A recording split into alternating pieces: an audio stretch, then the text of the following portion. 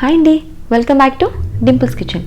ఈరోజు మనం చాలా ఈజీగా సింపుల్గా కొంచెం ఆయిల్తో గోబీ ఫ్రై ఎలా చేసుకోవాలో చూసేద్దాం.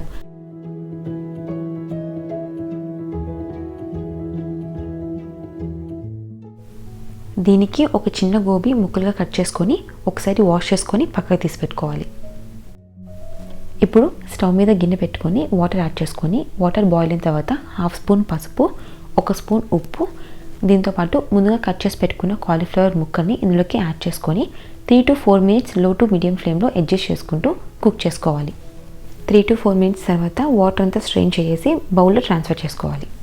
ఇప్పుడు ఇందులోకి 1/4 కప్ మైదా పిండి, 1 tablespoon cornflour, 1 teaspoon salt, 1.5 teaspoon ధనియాల పొడి, 2 టీ స్పూన్ కారం, 1 టీ స్పూన్ గరం మసాలా, కొద్దిగా ఆయిల్ యాడ్ చేసుకొని మొత్తాన్ని ముక్కలకి బాగా పట్టేటట్టు కలుపుకోవాలి.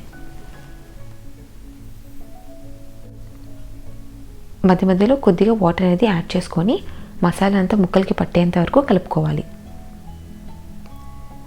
చూడండి, నేను చూపించిన విధంగా కలుపుకుంటే సరిపోతుంది.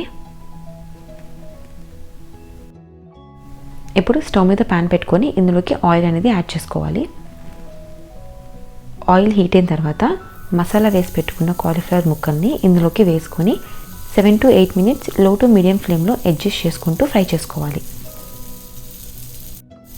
ఇవి కొంచెం ఫ్రై అయిన తర్వాత ఇందులోకి ఒక రెమ్మ కరివేపాకుని, 4 పచ్చిమిర్చి ముక్కల్ని వేసుకొని ఒక 3 మినిట్స్ దాకా ఫ్రై చేసుకోవాలి. దీన్ని కొత్తిమీర గార్నిష్ చేసుకొని సర్వింగ్ బౌల్లో సర్వ్ చేసుకుందాం.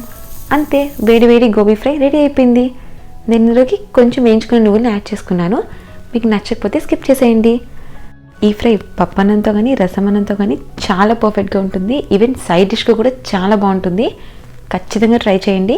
ఈజీగా క్విక్గా అయిపోయే రెసిపీ. ఈవెన్ బ్యాచిలర్స్ కూడా ట్రై చేయొచ్చు. Thanks for watching.